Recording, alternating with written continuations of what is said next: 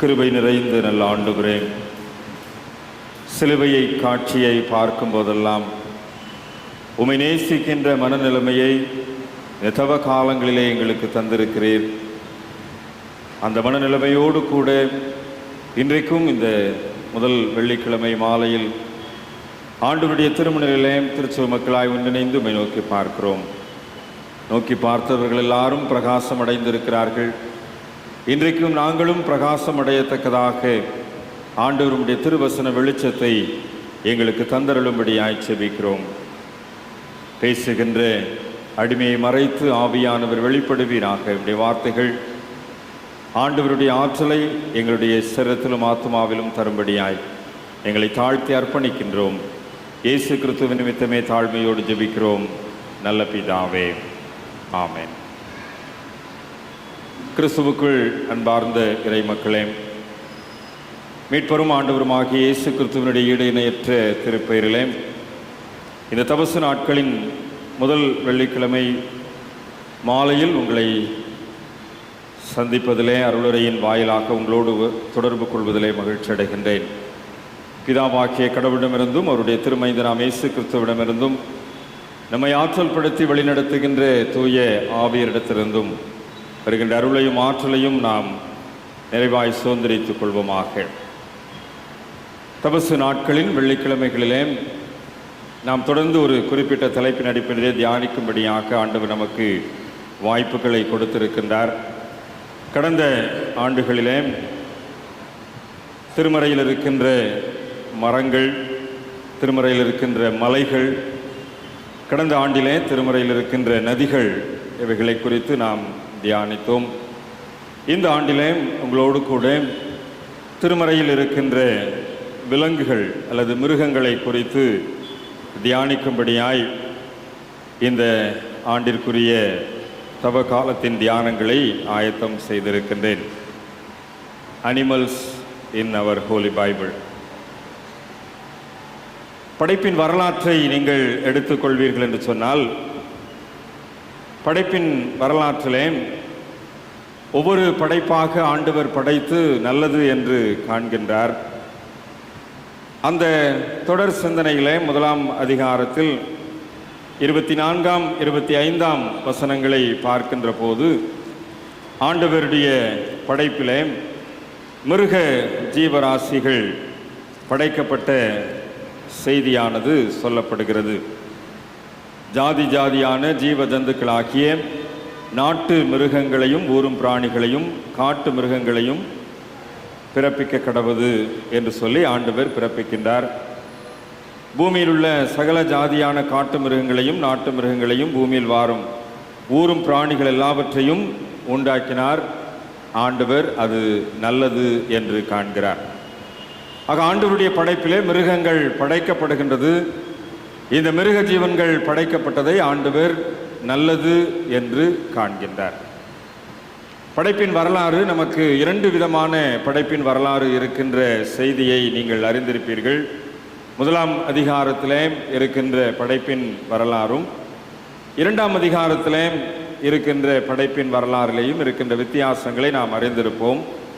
இரண்டாம் அதிகாரத்தை பொறுத்த வகையிலே நீங்கள் பார்ப்பீர்கள் என்று சொன்னால், அங்கே ஆண்டவர் ஆதாமிடத்திலே அங்கே ஜீவராசிகளை உருவாக்கி கொடுக்கின்ற இரண்டாவது அதிகாரத்தின் படைப்பின் வரலாறை நீங்கள் பார்க்க முடியும். இரண்டாம் அதிகாரம் 8ஆம் வசனத்திலே ஆதாம் உருவாக்கப்பட்ட பிற்பாடு ஒவ்வொன்றாக முளைக்க பண்ணினதாக அங்கே சொல்லப்பட்டிருக்கும். 19ஆம் வசனத்தில், இரண்டாம் அதிகாரம் 19ஆம் வசனத்திலே தேவனாகிய கர்த்தர் வெளியின் சகலவித மிருகங்களையும் ஆகாயத்தின் சகலவித பறவைகளையும் மண்ணினாலே உருவாக்கி ஆதாம் அவைகளுக்கு என்ன பெயரிடுவான் என்று பார்க்கும்படி அவைகளை அவனிடத்தில் கொண்டு வந்தார். அந்தந்த ஜீவ ஜந்துக்கு ஆதாம் எந்தெந்த பெயரிட்டானோ அதுவே அதற்கு பெயராயிற்று என்று சொல்லப்பட்டிருக்கிறது. முதல் அதிகாரத்திலே சொல்லப்பட்ட படைப்பின் வரலாற்றிலே ஊரும் பிராணிகள் காட்டு மிருகங்கள் பிறப்பிக்கப்பட கடவுது என்று சொல்லார். எல்லாவற்றையும் ஆண்டவர் உண்டாக்கினார் என்று சொல்லப்பட்டிருக்கிறது. இரண்டாம் அதிகாரத்திலே மண்ணினாலே மிருகங்களை உருவாக்கி ஆதாமுடைய கரத்திலே கொடுத்து அந்த மிருகங்களுக்கு என்ன பெயர் வைக்கிறான் என்று சொல்லி அவர் அங்கே பார்க்கின்றதாக சொல்லப்பட்டிருக்கின்றது.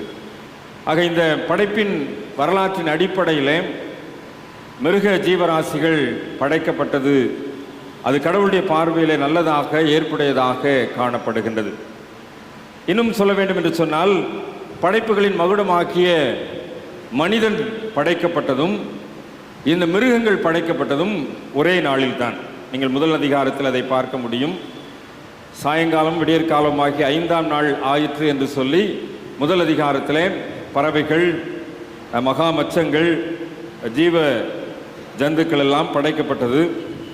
இந்த பறவைகள், ஜீவ ஜந்துக்கள் எல்லாம் படைக்கப்பட்ட பிற்பாடு அது 5ஆவது நாளிலே, அதற்கு அடுத்த நாள் 6ஆவது நாளிலே இந்த மிருகங்கள், ஊரும் பிராணிகள் எல்லாம் படைக்கப்பட்டது. அது நல்லது என்று காண்கின்றார்.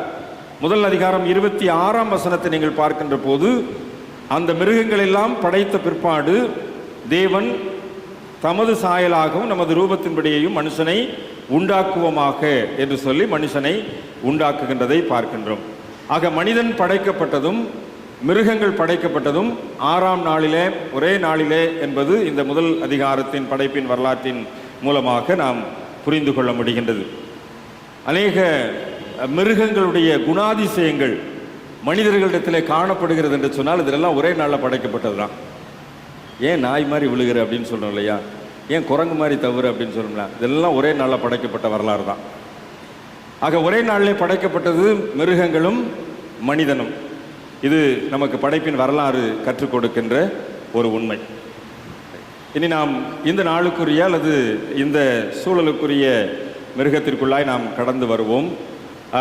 உங்களுக்கு நான் ஏற்கனவே குறிப்பில் சொன்னதுபடி முதல் இந்த நாளிலே நாம் தியானிக்கும்படியாக சிங்கத்தை குறித்ததான சிந்தனைகளை உங்களோடு கூட பகிர்ந்து கொள்ளும்படியாய் நான் விரும்புகின்றேன். இப்போ இந்த 2ஆம் அதிகாரத்திலே சொல்லப்பட்ட படைப்பின் வரலாற்றின் அடிப்படையில் சிங்கத்துக்கு ஞானஸ்நானம் கொடுத்தது யார்? ஆதாம். இப்போ சிங்கம் ஒரு பொம்மையை செஞ்சு ஆண்டவர் கொண்டாந்து கொடுத்துட்டா இதுக்கு என்ன பேர் வைக்கிற அப்படின்ற. அப்போ ஆதாம் இதை பார்த்த உடனே இதுக்கு சிங்கம் என்று பெயரிடுகிறேன் அப்படின்னு சொல்லி ஞானஸ்நானம் கொடுத்துருக்கிறார். சரியா? 2ஆம் அதிகாரத்தின் படைப்பின் வரலாற்றின் அடிப்படையில். ஆக சிங்கம் என்கின்ற பெயர் அதற்கு கொடுக்கப்பட்டாலும் அரிமா என்ற ஒரு வார்த்தை பயன்படுத்தப்பட்டிருப்பது நமக்கு தெரியும். இந்த அரிமா சங்கங்களில் இருக்கிறவங்களுக்கு தெரியும் அது சிங்கத்தினுடைய இன்னொரு பெயர் என்று சொல்லி. குற்றாலக்குறவஞ்சியிலே ஆழி என்கின்ற பெயர் சிங்கத்திற்கு பயன்படுத்தப்படுகின்றது. ஆனால் சிங்கம் ஆண் சிங்கம் பெண் சிங்கம் என்கின்ற சூழ்நிலை நமக்கு நன்கு தெரியும். பெண் சிங்கத்திற்கு தான் சிங்கம் என்கின்ற பெயர் உண்டா. ஆண் சிங்கத்திற்கு ஏறு என்கின்ற பெயர் தான் கொடுக்கப்பட்டிருக்கின்றது. இது ஒரு பாலூட்டி வகையை சார்ந்தது என்பது விலங்கியல் சார்ந்த துறையில் உள்ளவர்களுக்கு தெரியும். மாமிசம் உண்ணக்கூடிய ஒரு காட்டு விலங்கு. இந்த காட்டு விலங்கு நாட்டு விலங்கு என்கின்ற பிரிப்பின் அடிப்படையில் இது காட்டு விலங்காக அடையாளப்படுத்தப்படுகின்ற ஒரு காரியம். இது கூட்டமாக வாழ்கின்ற இயல்புடையது. சிங்களாக தான் வருன்ற கதைக்கெல்லாம் இங்கே இடமே கிடையாது. சிங்கம் கூட்டமாகத்தான் வாழும். அதாவது இந்த கூட்டம் என்னன்னு சொன்னால் 2 பெண் சிங்கங்கள், அப்புறம் அதோட 2 மடங்குல ஆண் சிங்கங்கள், அதனுடைய குட்டிகள், இப்படி ஒரு ஃபேமிலியாக தான் இந்த சிங்கங்கள் இருக்கும். இந்த சிங்கங்கள் இதோடைய எல்லை எது அப்படின்னா 8 கிலோமீட்டர் வரைக்கும். 8 கிலோமீட்டர் வரைக்கும் என்ன அப்படின்னா, இந்த ஆண் சிங்கம் கர்ஜிக்கின்ற துணி 8 கிலோமீட்டர் தூரம் வரைக்கும் கேட்குமா. 110 டெசிபல் வரைக்கும் அந்த சிங்கத்தோட கர்ஜனை இருக்குமா. இந்த 110 டெசிபல் 8 கிலோமீட்டர் தூரம் வரைக்கும் கேட்கக்கூடியது. அந்த 8 கிலோமீட்டர் சரௌண்டிங் தான் இவங்களுடைய ஜூரிஸ்டிக்ஷன். இந்த 8 கிலோமீட்டருக்கு அப்புறம் இன்னொரு சிங்கத்தோட ஜூரிஸ்டிக்ஷன் இருக்கும். ஒருவேளை இந்த 8 கிலோமீட்டருக்கு உள்ள வேற ஒரு சிங்கம் வந்துருச்சுன்னா இந்த சிங்கங்களுக்கு இடையே சண்டை வரும். அதில் எது ஜெயிக்குதோ அதுதான் அந்த ஜூரிஸ்டிக்ஷனை தக்க வைத்துக் கொள்ளும். இது சிங்கங்களுடைய அந்த கூட்டத்திற்குள்ளாக இருக்கின்ற ஒரு காரியம். ஒரு ஒப்பிட முடியாத வலிமையும் ஆளுமை திறனையும் படைத்த பெற்றுக்கொண்ட ஒரு மிருக ஜீவராசியாக இது காணப்படுகின்றது. மான், காட்டெருமை, வரிக்குதிரை, பன்றி போன்றவைகள் இந்த 8 கிலோமீட்டர் சரௌண்டிங்கில் வந்து இந்த ஜூரிஸ்டிக்ஷனுக்குள்ளே இருக்கும். ஏன்னா இவங்க சாப்பிட்றதுக்காக. ஆனால் இந்த காட்டெருமைகிட்ட மட்டும் கொஞ்சம் சிங்கம் வந்து ரொம்ப கவனமாக இருக்குமா. ஏன்னா காட்டெருமை வந்து சிங்கத்தை எதிர்த்து நிற்கக்கூடியது. அதனால் அது சிக்கலை அப்படின்னா ரொம்ப ஞானமாக விலகி போயிடும் அப்படின்னு சொல்லி இந்த குறிப்புகள் சொல்லப்படுகிறது. ஆனால் பொதுவாக பெண் சிங்கம் தான் வேட்டையாடி இரையை கொண்டு வந்து கொடுக்கக்கூடியது. அது கொண்டு வந்து தன்னுடைய குடும்பத்திற்கு வந்து கொடுக்கக்கூடிய. ஆகவே பெண் சிங்கம் அந்த விலங்குகளின் ராணி என்று சொல்லி பெண் சிங்கமானது அழைக்கப்படுகிறது. கிழக்கு மற்றும் தென்னாப்பிரிக்காவிலே இருக்கின்ற புல்வெளிகளிலே இது அதிகமாக இந்த சிங்கக்கூட்டம் வாழ்வதாக புவியியல் ஆராய்ச்சியாளர்களுடைய கருத்து உண்டு. இந்திய தேசத்திலே சுமார் 400 எண்ணிக்கை என்று ஒரு குறிப்பு சொல்லுகின்றார்கள். ஆனால் எந்த அளவிற்கு அது கூடியிருக்கிறது குறைந்திருப்பது என்பது தற்போதைய புள்ளி விவரப்படி நமக்கு தெரியாது. ஆனால் இந்திய தேசத்திலே சற்று குறைவுதான். இந்த சிங்கக்கூட்டம் பாலஸ்தீன தேசத்திலே சற்று அதிகமாக வாழ்ந்திருக்கிறது. எண்ணிக்கையில் அதிகமாக வாழ்ந்ததாக வரலாற்று குறிப்புகள் உண்டு. கிபி 1300க்கு பிற்பாடு தான் பாலஸ்தீன தேசத்திலே சிங்கங்களுடைய எண்ணிக்கை குறைந்ததாக திருமறையிலே குறிப்புகள் சொல்லப்படுகிறது. ஆனால் திருமறையிலே சிங்கத்தை பற்றிய குறிப்புகள் அதிகமாக இடம்பெறுவதற்குரிய காரணமும் பாலஸ்தீன தேசத்திலே சிங்கக்கூட்டங்கள் அதிகமாக வாழ்ந்ததும் ஒரு பின்புலம் என்பது குறிப்பிடப்படுகின்றது. ஒருவேளை இந்த விலங்குகளை குறித்து நான் தியானிக்க யோசிக்கின்ற போது சில விலங்குகளுடைய குணாதிசயங்கள் நம்முடைய ஆன்மீக வாழ்விலே பொருத்தி பார்ப்பதற்கு ஏதுவாக இருக்கின்றது. கடவுள் மிருக ஜீவராசிகளை படைத்து அது நல்லது என்று கண்டிருக்கிறார் என்று சொன்னால், இந்த மிருக ஜீவராசிகளுடைய சில குணாதிசயங்கள் மனிதனுடைய ஆன்மீக வாழ்விலே மனிதனுடைய சில ஆன்மீக சூழல்களிலே பொருத்தி பார்ப்பதற்கு ஏதுவாக இருக்கக்கூடியது. அந்த வகையிலே இந்த சிங்கத்தின் தன்மைகள் ஒருவேளை நம்முடைய ஆன்மீக வாழ்வுக்கு இந்த நாட்களிலே பொருத்தி பார்ப்பதற்கு நமக்கு ஏற்புடையதாக இருக்குமேனால் அதை நாம் சரியாக ஏற்றுக்கொள்ள அழைக்கப்படுகின்றோம். லத்தீன் மொழியிலே லியோனால் என்ற வார்த்தை தான் சிங்கத்திற்கு பயன்படுத்தப்படுகின்றது. லியோனால் என்கின்ற வார்த்தை அந்த லத்தீன் மொழியிலிருந்து தான் ஆங்கிலத்திலே லயன், அந்த லியோனால் என்கின்ற வார்த்தை தான் ஆங்கிலத்தில் லயன் என்கின்ற வார்த்தை பயன்படுத்தப்பட்டிருக்கிறது. கிறிஸ்தவர்களுடைய சில பெயர்கள் அதிலே ஒத்துப்போகிறதை நாம் அறிந்திருக்கிறோம். லயனால் என்கின்ற பெயர் கிறிஸ்தவர்கள் வைப்பதுண்டு, லியோ என்கின்ற பெயர் கிறிஸ்தவர்கள் வைப்பதுண்டு. இதெல்லாம் இந்த சிங்கத்தினுடைய பின்புலத்திலிருந்து வருகின்ற வார்த்தைகள். பலம் வாய்ந்த ஒரு ஆற்றல் நிறைந்த ஆளுமை தன்மை நிறைந்த ஒரு சூழ்நிலை. நியாயாதிபதிகள் 14ஆம் அதிகாரம் 18ஆம் வசனத்தில் இந்த ஆளுமை திறமையை குறித்து சொல்லப்பட்டிருக்கின்றதை நாம் பார்த்து புரிந்து கொள்ள முடியும். யூதாவை குறித்து சொல்லுகின்ற போது யூதாவை ஒரு பால சிங்கமாக, அதாவது இளம் சிங்கமாக சொல்லப்பட்டிருக்கிறது. லயன்ஸ் கப் என்றுதான் யூதாவை குறித்து சொல்லப்பட்டிருக்கிறது. யங் லயன் என்கிற வார்த்தையும் பயன்படுத்தப்படுது. ஆதியாகமம் 49ஆம் அதிகாரம் 9ஆம் வசனத்தில் யூதாவை குறித்து சொல்லுகின்ற போது இது ஒரு பால சிங்கமாக யூதாவை குறித்து சொல்லப்பட்டிருக்கிறது. நமக்கு ஏப்ரல் மாதத்தில் யூதா கோத்திரத்தை குறித்து நாம் தியானிக்க இருக்கின்றோம். அந்த யூதா கோத்திரத்தை குறித்ததான சிந்தனைகளை நாம் பார்க்கின்ற போது இன்னும் அதிகமாக யூதா கோத்திரத்தை சிங்கத்திற்கு பாலசிங்கத்திற்கு ஒப்பிட்டுள்ளதை நாம் புரிந்து கொள்ள முடியும். 22ஆம் சங்கீதம் 13ஆம் வசனத்தின் அடிப்படையிலே பீறி கர்ச்சிக்கின்ற சிங்கமாக, அதாவது ஒரு தைரியம் நிறைந்த குணாதிசயம், அதே நேரத்திலே எச்சரிக்கை உணர்வு நிறைந்த ஒரு குணாதிசயம் இந்த சிங்கத்திற்கு உண்டு. நான் ஏற்கனவே சொன்னேன், காட்டெருமை இடத்திலே சிங்கம் கவனமாக இருக்கும்.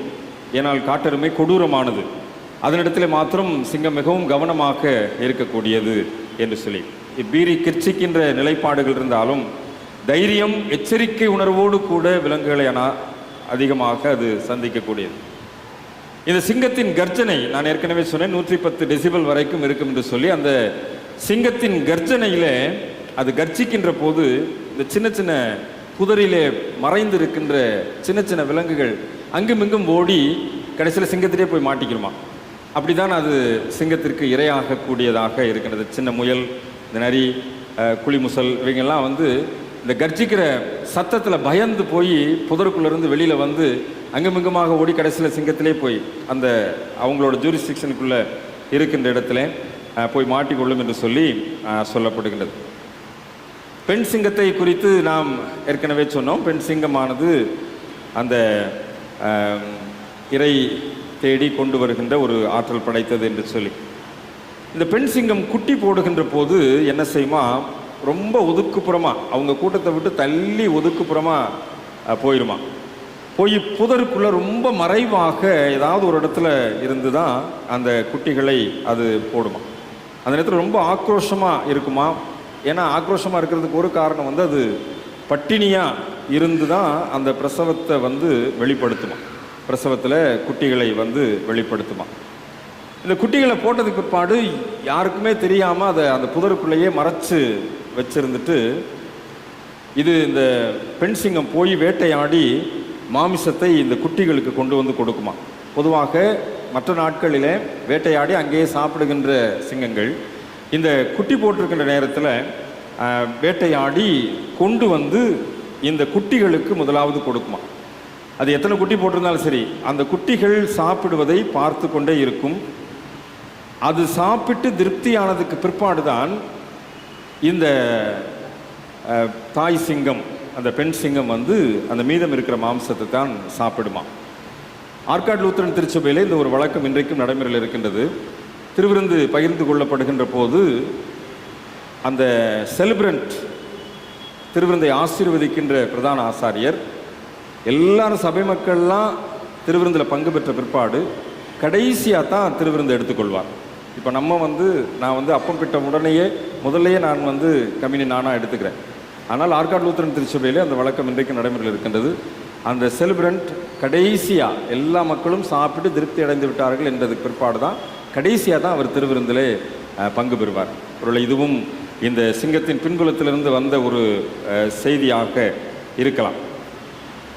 அந்த அடிப்படையிலே இந்த குட்டிகளுக்கு கொடுத்து விட்டு ஒருவேளை குட்டி எல்லாத்தையுமே சாப்பிட்டு முடிச்சிருச்சு அப்படின்னாலுமே இந்த சிங்கம் என்ன செய்யுமா, இந்த தாய் சிங்கம் பட்டினியாக தான் இருக்குமா. சில நேரத்தில் இறையே கிடைக்காம இருந்தாலும் பட்டினியாக இருக்கும். இந்த குட்டிகளை போடுற நேரத்துலையும் பட்டினியாக இருக்கும். குட்டிகள் எல்லாம் இது கொண்டு வந்த எல்லா மாம்சத்தையும் சாப்பிட்டு முடிச்சிட்டாலும் இதுக்கு ஒன்றுமே இல்லை அப்படின்னாலும் பட்டினியாக இருக்கும். அதனால தான் சங்கீதக்காரன் சொன்ன வசனத்தை நாம் இன்றைக்கு வாசித்தோம். சிங்கக்குட்டிகள் தாழ்ச்சி அடைந்து பட்டினியாக இருக்கும். ஏன்னா பட்டினியாக இருக்கின்ற அனுபவம் அதற்கு உண்டு. அந்த பட்டினியாக இருக்கின்ற சூழ்நிலைகள் ஏற்படும். ஆனால் கர்த்தரை தேடுகிறவர்களுக்கோ ஒரு நன்மையும் குறைவுபடாது என்கின்ற வார்த்தை இந்த பின்புலத்திலிருந்து தான் சங்கீதக்காரன் அதை பதிவு செய்கின்றார். ஆக இந்த தாய் சிங்கம் அல்லது பெண் சிங்கம் அப்படி பட்டினியாக இருக்கக்கூடிய அனுபவங்களை பல நாட்களிலே சந்திக்கக்கூடாது. ஆனால் கர்த்தரை தேடுகின்றவர்களுக்கு ஒரு நன்மையும் குறைவுபடாமல் ஆண்டவர் வழி நடத்துகின்றார். என்னால் இவ்வளவு ஆற்றல் மிக்க அந்த மிருகமே பட்டினியாய் இருக்கிறது. ஆனால் ஆண்டவரை தேடுகின்றவர்களுக்கு ஒரு நாளும் ஆண்டவர் பட்டினியாய் விடுவதில்லை என்கின்ற ஒரு புரிந்து கொள்ளுதல் இந்த சங்கீத வசனத்தின் மூலமாய் வெளிப்படுத்துகின்றது. திருமறையிலே சிங்கம் வீரமிக்கதாக, அழிவை ஏற்படுத்தக்கூடிய சக்தி நிறைந்ததாக, மந்தைகளுக்கு பேர் ஆபத்தை உருவாக்கக்கூடியதாக காட்டப்படுகிறது. ஆமோஸ் தீர்க்கதரிசியின் புஸ்தகம் 3ஆம் அதிகாரம் 12ஆம் வசனத்தில் இதை புரிந்து கொள்ள முடியும். வீரமிக்க, அழிவை ஏற்படுத்தக்கூடிய சக்தியாக, இன்னும் மந்தைகளுக்கு ஆபத்தை விளைவிக்கக்கூடியதாக அது இருக்கின்றதையும் நாம் பார்க்க முடிகின்றது. மெசியாவினுடைய சூழலுக்கு தாவீதினுடைய மரபில் வந்தவர் என்கின்ற கூற்று உண்டு. அந்த சூழலுக்கு சிங்கம் ஒப்பிடப்படுகின்ற ஒரு பின்புலமும் திருமறையிலே காட்டப்படுகின்றது. மேற்காசிய நாடுகளிலே சிங்கம் சமயத்தின் அடையாளமாக சில இடங்களிலே பயன்படுத்தப்பட்டிருக்கின்றது. எகிப்து தேசத்திலே சில தேவதைகள் பெண் சிங்கத்தினுடைய வடிவில் தங்களை வெளிப்படுத்தினதாகவும் காட்டப்பட்டிருக்கின்றது. மெசபத்தோமியா பகுதியிலே சிங்கம் ஒரு குறிப்பிட்ட கடவுளுக்கு அடையாளமாக பயன்படுத்தப்பட்டிருக்கின்றது. மேற்காசிய நாடுகளிலே தேவதைகளுக்கு சமயத்தின் அடையாளமாக பயன்படுத்தப்பட்டது. மெசபத்தோமியாவிலே ஒரு குறிப்பிட்ட கடவுளுக்கு அடையாளமாக இது பயன்படுத்தப்பட்டிருக்கிறது. ஆனால் பிற்காலத்திலே சிங்கத்தின் ஆற்றல் தீய ஆவிகளின் ஆற்றலுக்கு ஒப்பாக இல்லை என்று கருதுகின்ற போது சிங்கங்களுக்கு இறக்கைகள் கொடுக்கப்பட்டு அது தெய்வத்தன்மைக்கு ஒப்பிடப்படுகின்ற ஒரு சூழ்நிலையை உருவாக்கிவிட்டார்கள். அதாவது சிங்கத்தோட ஆற்றல் அவ்வளவு ஆற்றல் நிற்குது, ஆனால் தீய சக்திகளை ஒப்பிட்டு பார்க்கின்ற போது அவ்வளவு தூரம் அதுக்கு ஆற்றல் இல்லை அப்படின்ன உடனே சிங்கங்களுக்கு இறக்கையை ஒப்பிட்டு அதுக்கு தெய்வத்தன்மையை கொடுக்கக்கூடிய ஒரு புரிந்து கொள்ளுதல் அந்த பகுதியிலே ஏற்பட்டிருக்கிறது. பிற்காலத்தில் அசிரியாவிலே சிங்கத்தை அரச விலங்காக கருதி அரசருக்குரிய நிலைமையை சிங்கத்திற்கு அளிக்க தொடங்கிவிட்டார்கள். இது அசிரியாவிலே நடந்தது. பாலஸ்தீன கலையிலேயும் சிங்கத்தினுடைய உருவம் இடம் பெற்றிருக்கின்றதையும் நாம் புரிந்து கொள்ள முடியும். ஒருவேளை எபிரேயர்களுடைய வருகைக்கு முன் இது நடந்திருந்தாலும் 1955ஆம் ஆண்டிலே கசோர் என்கின்ற இடத்தில் நடந்த ஒரு புதைப்பொருள் ஆராய்ச்சியின் போது 13ஆம் நூற்றாண்டிலே இருந்த கானானிய பீடத்திலிருந்து கிடைத்த சில புதைப்பொருள்கள் அங்கே காண கிடைத்திருக்கின்றது. 1 ராஜாக்கள் 7ஆம் அதிகாரம் 29ஆம் வசனம், 10ஆம் அதிகாரம் 19, 20ஆம் வசனங்களிலே சாலமோன் அரண்மனையை கட்டின போது அவன் அரண்மனைக்கு பயன்படுத்தியிருந்த அந்த சிங்க தோற்றங்கள் இந்த அகழ்வாராய்ச்சியின் போது கண்டுபிடிக்கப்பட்டிருக்கின்றது. ஆக இந்த பின்புலம், அதாவது அசிரியாவிலே அரச விலங்காக கருதப்பட்ட அந்த பின்புலம் எல்லாம் இங்கே சாலமோன் அரண்மனையை கட்டின போது அந்த சிங்க முகங்களை அவன் பயன்படுத்தினதெல்லாம் அகழ்வாராய்ச்சியிலே கண்டுபிடிக்கப்பட்டிருக்கிறது. எசேக்கியேல் 41ஆம் அதிகாரத்திலே 15, 19 வசனங்களை பார்க்கின்ற போதும் எசேக்கியேல் காலத்தில் கேருபீன்கள் சிங்க முகத்தோடு கூட அமைந்திருந்த வரலாற்றையும் நாம் படித்து தெரிந்து கொள்ள முடியும். எபிரேயர்களின் அரசு அடையாளமாக சிங்கம் பயன்படுத்தப்பட்டிருக்கிறாம் என்பதும் ஒரு குறிப்பு உண்டு. ஏனென்றால் சிங்க உருவம் கொண்ட முத்திரை மெகிதோ என்ற இடத்திலே கண்டுபிடிக்கப்பட்டிருக்கிறது. சமாரியாவிலும் இது சம்பந்தமான சில அடையாளங்கள் கிடைத்திருக்கிறது. சிங்க உருவம் கொண்ட முத்திரைகள் பயன்படுத்தப்பட்டிருப்பதன் மூலமாக எபிரேயர்களின் அரசு அடையாளமாக சிங்கம் பயன்படுத்தப்பட்டிருக்கலாம் என்கின்ற குறிப்பு உண்டு. விவிலிய ஆசிரியர்களுடைய குறிப்பின் அடிப்படையிலே, குறிப்பாக வெளிப்பாட்டு இலக்கிய ஆசிரியர்களுடைய குறிப்பின் அடிப்படையிலே சிங்கத்தை சக்தியும் வீராவேசமும் கொண்ட விலங்காக அவர்கள் காட்டியிருக்கின்றார்கள். ஒருவேளை வெளிப்பாட்டு இலக்கியங்கள் நமக்கு நன்கு தெரியும். தானியேலின் புஸ்தகமும் வெளிப்படுத்தின விசேஷமும், இந்த 2 நூல்கள் தான் வெளிப்பாட்டு இலக்கியங்கள். இந்த வெளிப்பாட்டு இலக்கியங்களை எழுதின ஆசிரியர்கள் சிங்கத்தை ஒரு சக்தியும் வீராவேசமும் கொண்ட விலங்காக அவர்கள் காட்டியிருக்கின்றார்கள். தானியேலின் புஸ்தகத்தில் தானியேல் சிங்கத்தின் வரலாறு நமக்கு நன்கு தெரியும். திருவெளிப்பாட்டிலேயும் சிங்கத்தினுடைய ஆற்றலை பற்றி சொல்லப்பட்டிருக்கிறதையும் வெளிப்படுத்தல் 4ஆம் அதிகாரம் 7ஆம் வசனம், 13ஆம் அதிகாரம் 2ஆம் வசனத்திலையும் நாம் புரிந்து கொள்ள முடியும். அதே போல் எசேக்கியேல் தீர்க்கதரிசி புஸ்தகம் 1 அதிகாரம் 10ஆம் வசனம், 10ஆம் அதிகாரம் 14ஆம் வசனத்திலேயும் இதை பற்றியதான குறிப்புகளை நாம் புரிந்து கொள்ள முடியும். இந்த பின்புலத்தில் பவுலினுடைய வாழ்க்கையிலே பவுல் தன்னுடைய நிருபத்திலே இந்த சிங்கத்தை பற்றிய குறிப்புகளை அவர் சொல்லியிருப்பனுடைய தாற்பயத்தை சற்று நீங்கள் பார்ப்பென்று சொன்னால் 2 தீமோத்தேயின் புஸ்தகம் 4ஆம் அதிகாரத்திலே 17ஆம் வசனத்தை நீங்கள் படித்து பார்ப்பென்று சொன்னால் 2 தீமோத்தேயு 4ஆம் அதிகாரம் 17ஆம் வசனத்திலே, கர்த்தரோ எனக்கு துணையாக நின்று என்னாலே பிரசங்கம் நிறைவேறுகிறதற்காகவும் புறஜாதியார் எல்லாரும் கேட்கிறதற்காகவும் என்னை பலப்படுத்தினார். சிங்கத்தின் வாயிலிருந்தும் நான் ரட்சிக்கப்பட்டேன் என்று சொல்லி அங்கே பவுல் அப்போஸ்தலன் சொல்லுகின்றதை பார்க்கலாம். ஒருவேளை இந்த வரலாறு நமக்கு தெரிந்திருக்கும். பவுலுக்கு எதிராக பிரதான ஆசாரியர்கள் வழக்கு தொடர்ந்திருக்கின்ற சூழ்நிலை. இந்த விசாரணையின் பின்புலத்திலே பவுல் ரோம பேரரசனுக்கு மேல்முறையீடு செய்கின்றார். அகிரிப்பா அவரை சில சேவகர்களை பொறுப்பாக வைத்து ரோம் நகருக்கு அனுப்பிவிடுகின்றார்.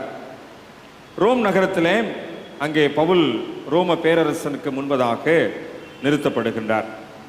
அந்த நேரத்தில் இருந்த ரோம பேரரசன் நீரோ பேரரசனை பற்றி நமக்கு நன்கு தெரியும். அவர் ஒரு மனநோயாளியினுடைய தோற்றத்தோடு கூட செயல்படக்கூடியவர்.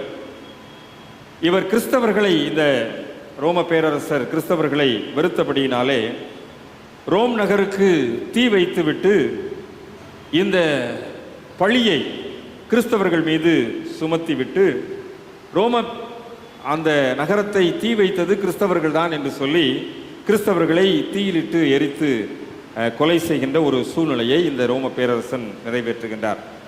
ஆனால் இந்த பின்புலத்திலே பவுல் ரோம அங்கீகாரம் பெற்றவனாய் அங்கே இருந்தபடினாலே அவனை அங்கே சிங்கத்திற்கு இரையாக அல்லது அந்த தீக்கு இரையாக போடாமல் அவனை கடைசியிலே அவனை காப்பாற்றுகின்றார்கள்.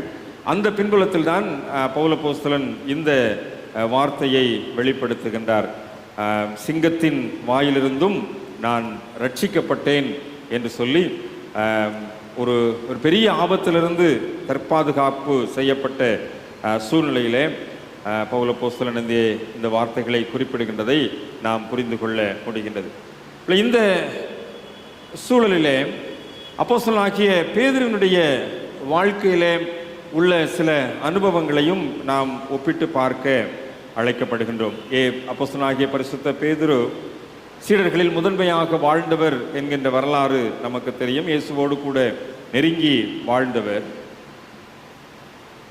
சில நேரங்களிலே இயேசு கிறிஸ்து சில 3 சீடர்களை மாத்திரம் அழைத்து சென்ற போது இந்த பேதுருவும் அவரோடு கூட நேரடியாக அவரோடு கூட சென்றிருந்தவர். இயேசுவின் மகிமையை நேரில் பார்த்தவர். ஒரு சில அனுபவங்களின் ஊடாக, அதாவது தன்னை யார் என்று மக்கள் சொல்லுகிறார்கள் என்ற கேள்விக்கு பதில் அளிக்கின்ற போது பேதுருவினிடத்தில் ஒரு தடுமாற்றம் ஏற்படுகின்றதை பார்க்க முடிகின்றது. மேய்ப்பனை வெட்டுவேன், ஆடுகள் சிதறடிக்கப்படும் என்று எழுதியிருக்கின்றபடி இந்த ராத்திரியிலே எல்லாரும் என் நிமித்தம் இடரடைவீர்கள் என்று சொல்லுகின்ற போதும் பேதுருவினிடத்தில் ஒரு தடுமாற்றம், வீழ்ச்சி ஏற்படுகின்றதை பார்க்கின்றோம். நிறைவாக கெத்செமனே தோட்டத்திலே இயேசுவை கைது செய்கின்ற ஒரு சூழ்நிலையையும் தன்னுடைய ஆதங்கத்தை வெளிப்படுத்தி மல்கூசினுடைய காதை வெட்டுகின்ற ஒரு நிலைப்பாடு ஏற்படுகின்றது. இந்த அனுபவங்கள் எல்லாம் இயேசு கிறிஸ்து கைது செய்து அழைத்து செல்லப்படுகின்ற போது அவருடைய மனதிலே, உள் ஆழத்திலே அவரை சற்று சிந்திக்க வைக்கின்றது. இன்னும் இயேசுவை தெரியாது என்று மறுதலித்த போதும் கூட, இயேசுவை யாரென்று தெரியாது என்று சபித்து சத்தியம் பண்ண தொடங்கின போதும் கூட அவரிடத்தில் ஏற்பட்ட மாற்றங்கள். நான் சொன்ன இந்த சின்ன சின்ன அனுபவங்கள் எல்லாம், அதாவது இயேசுவோடு வாழ்ந்தவர், இயேசுவோடு கூட பல இடங்களிலே அற்புதங்களை ருசி பார்த்தவர். ஆனால் ஏற்பட்ட சின்ன சின்ன இடறல்கள், இந்த சின்ன சின்ன இடர்களின் மூலமாய் அவர் தன்னுடைய தவறை உணர்ந்து ஆண்டவருடைய சமூகத்திலே மனம் திரும்புதலுக்கு நேராக தன்னை அர்ப்பணித்த நிலைமையில்தான் திருச்சபைக்கு கடிதத்தை எழுதுகின்ற போது பேதுருவே தன்னுடைய நிருபத்திலே 1 பேதுரு 5ஆம் அதிகாரம் 8ஆம் வசனத்திலே அவர் அந்த வார்த்தையை எழுதுகின்றார். உங்கள் எதிராளி ஆகிய பிசாசானவன் கர்ச்சிக்கிற சிங்கம் போல எவனை விழுங்கலாமோ என்று வகை தேடி சுற்றித் திருக்கின்றான். இந்த பேதுரு இயேசுவோடு ரொம்ப நெருங்கி வாழ்ந்தவர். இயேசுவோடு பல ஆன்மீக அனுபவங்களை பெற்றுக்கொண்ட, அற்புதங்களை, அதிசயங்கள் எல்லாம் ருசி பார்த்தவர் தான். ஆனால் இந்த பேதுருவும் விழுந்து போவதற்குரிய சூழ்நிலைகள் உண்டு என்பதை தன்னுடைய மனம் திரும்புதலின் நேரத்திலே அவர் வெளிப்படுத்துகின்றார். அவர் அந்த இயேசுவை தெரியாது என்று சொல்லி மறுதலித்த போது அந்த உணர்வை அவர் பெற்றுக்கொண்ட சூழ்நிலை தான், முகங்குப்புற விழுந்து அழுத போதுதான் அவர் அந்த தன்மையை புரிந்து கொள்ளுகிறார். ஒரு கர்ச்சிக்கிற சிங்கம் போல எதிராளி என்ன செய்கிறான்? நம்மை சுற்றி கொண்டே இருந்திருக்கிறான். நாம் எவ்வளவுதான் இயேசுவோடு கூட இருந்தாலும், எவ்வளவுதான் இயேசுவோடு ஜீவித்தாலும், இயேசுவோடு நெருங்கிய ஒரு உறவை வைத்திருந்தாலும், இந்த சிங்கம் போல, கர்ச்சிக்கிற சிங்கம் போல இந்த எதிராளி சுற்றி திரிந்ததை என்னால் என்ன செய்ய முடியல? கணிக்க முடியல. நான் இடரல் அடைஞ்சிட்டேன், நான் மறுதளிச்சிட்டேன், நான் இயேசுவை தெரியாதுன்னு சொல்லிட்டேன் அப்படின்னு சொல்லி அவர் உணர்ந்துதான் திருச்சபைக்கு கடிதத்தை எழுதுகின்ற போது இந்த வார்த்தைகளை பயன்படுத்துகிறார். உங்கள் எதிராளியானவன் கர்ச்சிக்கிற சிங்கம் போல வகை தேடி சுற்றித் திரிகிறான் என்று சொல்லி அந்த சிங்கத்தை ஒப்பிட்டு, கர்ச்சிக்கிற சிங்கமாக அந்த பிசாசுக்கு சிங்கத்தை ஒப்பிடுகின்ற ஒரு நிலைப்பாடும் திருமறையிலே காட்டப்படுகின்றது. அன்பானவர்களே, இந்த தவ காலத்திலே சிங்கத்தை குறித்து தியானிக்கின்ற நாம், சிங்கத்தினுடைய பல வலிமைகளை குறித்து யோசிக்கின்ற நாம், இந்த பேதுருவுக்கே இப்படிப்பட்ட ஒரு நிலைமை ஏற்பட்டது உண்மை என்று சொன்னால் நாம் எல்லாம் மிக சாதாரணம். நம்மெல்லாம் இன்னும் சாதாரணமாக விழுந்து விடுவோம். அவ்வளவு தூரம் பேதுருவும் இயேசுவும் நெருங்கி இருந்தார்கள். சில இடங்களிலே பேதுருவை மாத்திரம் தனித்து அழைத்து சென்றிருக்கின்றார். அந்த 3 பேர் மாத்திரம் தனித்து சென்றிருக்கின்றார்கள்.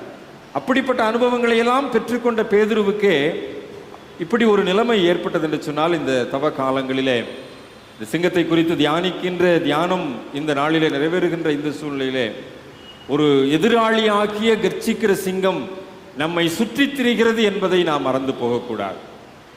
அந்த சிங்கம் எப்பொழுது விழுங்கலாமோ என்று வகை தேடிக் கொண்டிருக்கிறது என்பதையும் நாம் புரிந்து கொள்ள வேண்டும்.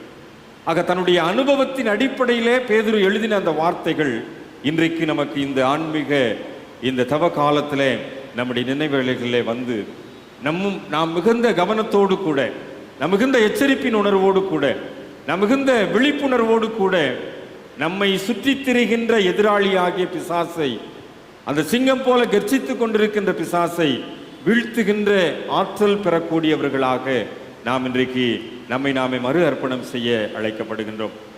இந்த சிங்கம் கர்ச்சிக்கிற அந்த சிங்கத்தின் சூழ்நிலை ஒருவேளை இந்த பிசாசிற்கு ஒப்பிடப்பட்டிருக்கின்றதை நாம் மிக தெளிவாக புரிந்து கொள்ளுகிற அதே நேரத்தில் யூத ராஜ சிங்கமாக ஆண்டவர் இயேசு கிறிஸ்து அடையாளப்படுத்தப்பட்டிருக்கிறார் என்கின்ற ஒரு புரிந்து கொள்ளுதலையும் நாம் இந்த நேரத்தில் நினைவிலே நிறுத்துவதற்கு அழைக்கப்படுகின்றோம். யூத ராஜசிங்கமாக அடையாளப்படுத்தப்பட்ட ஆண்டவர், யூதா கோத்திரத்தின் சிங்கமாக தன்னை வெளிப்படுத்தின அந்த ஆண்டவர், ஆதியாகமம் 49:9 யூதாவை பாலசிங்கத்திற்கு ஒப்பிட்ட அந்த சூழ்நிலை அடிப்படையை நாம் புரிந்து கொள்கின்ற வெளிப்படுத்தின விசேஷம் 5ஆம் அதிகாரம் 5ஆம் வசனத்தில் நாம் பார்க்கின்றபடி யூதா கோத்திரத்து சிங்கமாக வெளிப்படுத்தப்பட்ட அந்த ஆண்டவர் நமக்கு ஆற்றல் தர வேண்டும் என்கின்ற ஒரு மனநிலைமையோடு கூட நம்மை நாம் மறு அர்ப்பணம் செய்வதற்கும் அழைக்கப்படுகின்றோம். அந்த பின்புலத்தில் தான் இந்த கர்ச்சிக்கிற சிங்கமாகிய பிசாசு நம்மை வீழ்த்த நினைத்தாலும் யூத ராஜசிங்கமாக ஆண்டவர் இயேசு கிறிஸ்து நம்மோடு கூட இருக்கிறார் என்பதை புரிந்து கொள்ளுகின்ற காலமாக இந்த தவ காலத்தை நாம் அமைத்துக் கொள்வோம் என்று சொன்னால் நிச்சயமாக அது நமக்கு மிகுந்த பிரயோஜனமான ஒரு காலமாக இருக்கும். நிறைவாக ஓசியாவின் புஸ்தகத்திலே சிங்கத்திற்கு ஒப்புமையாக சொல்லப்பட்ட காரியத்தை நான் சொல்லி முடிக்கின்றேன். ஓசியா 13ஆம் அதிகாரத்திலே 8ஆம் வசனத்தை நீங்கள் பார்ப்பீர்கள் சொன்னால், ஓசியா 13ஆம் அதிகாரத்தின் 8ஆம் வசனத்திலே சொல்லப்பட்டிருக்கிறது, சிங்கம் பட்சிக்கிறது போல பட்சித்து போடுவேன், காட்டு மிருகங்கள் அவர்களை பீறி போடும் என்று சொல்லி. 4ஆம் வசனத்திலே சொல்லப்பட்டிருக்கின்றது, எகிப்து தேசத்திலிருந்து அழைத்து வந்த முதல் உன் தேவனாகிய கர்த்தராயிருக்கிறேன், ஆகையால் நீ என்னையன்றி வேறே தேவனை அறிய வேண்டாம், என்னையன்றி இரட்சகர் ஒருவரும் இல்லை என்று சொல்லி அங்கே சிங்கம் பட்சிக்கிறது போல நான் உன்னை பட்சித்து போடுவேன் என்று சொல்லி அங்கே கடவுள் சொல்லுகின்றதை பார்க்கின்றோம். ஓசியா என்றால் மீட்பு என்று அர்த்தம். இந்த தவக்காலம் நமக்கு மீட்பின் காலமாக இருக்க வேண்டும் என்பது ஆண்டவர் நம்மிடத்தில் எதிர்பார்க்கின்ற ஒரு காரியம். அதனால்தான் இந்த கடைசி அதிகாரத்தை ஓசியா தீர்க்கதரிசி சொல்லி முடிக்கின்ற போது ஓசியா 14ஆம் அதிகாரத்திலே முதல் வசனத்திலே சொல்லப்பட்டிருக்கிறது, இஸ்ரவேலே உன் தேவனாகிய கர்த்தரிடத்தில் நீ திரும்பு, நீ அக்கிரமத்திலே விழுந்து போனாய். இந்த உலகம் அக்கிரமத்திலே கிடக்கின்றபடியினாலே அக்கிரமத்திலே விழுந்து போகின்ற ஒரு சூழ்நிலை இருக்கின்றது. உன் தேவனாகிய கர்த்தரிடத்தில் திரும்பு, நீ திரும்பாத பட்சத்திலே சிங்கம் பட்சிக்கிறது போல பட்சித்து போடுவேன் என்று கர்த்தர் சொல்லுகிறார் என்று சொல்லி அங்கே தீர்க்கதரிசியாகிய ஓசியா சொல்லுகின்றதை நாம் மனதில் ஏற்றுக்கொள்ள அழைக்கப்படுகின்றோம். இந்த ஓசியா என்றால் மீட்பு என்று சொன்னேன். இந்த மீட்பின் காலமாக இந்த தவ காலத்தை நாம் பயன்படுத்தி கொள்வோம். ஆண்டவர் நம்மை மீட்டெடுக்கும்படியாக தன்னுடைய குமாரனுடைய இரத்தத்தை சிலுவையிலே சிந்தி இருக்கிறார். அந்த சிலுவையின் இரத்தத்தை திருச்சரீரமாய் திரு ரத்தமாய் பெற்றுக்கொள்வதற்கு ராப்போஜனத்தில் நாம் கூடுகின்ற போதெல்லாம் நான் கர்த்தரிடத்தில் திரும்புகின்றேன் என்கின்ற மனநிலையோடு திரும்புவதற்கு அழைக்கப்படுகின்றோம்.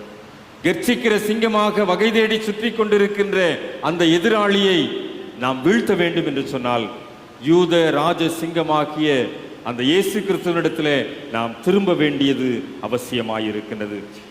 தேவனாகிய கர்த்தரிடத்தில் நாம் திரும்ப வேண்டியது அவசியமாயிருக்கின்றது.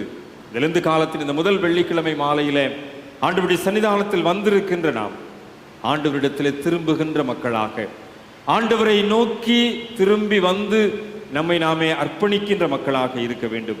அப்படி இல்லை என்று சொன்னால் பட்சித்து போடுகின்ற ஒரு சூழ்நிலை நமக்கு முன்பாக இருக்கிறது என்பதையும் நாம் மனதிலே வைத்து கொண்டவர்களாய் ஆண்டவரை நோக்கி நான் திரும்பி வந்திருக்கிறேன். 2025 ஆண்டின் தவக்காலம் ஆண்டவரை நோக்கி எனக்கு திரும்பி வந்திருக்கின்ற ஒரு காலமாக இருக்கட்டும்.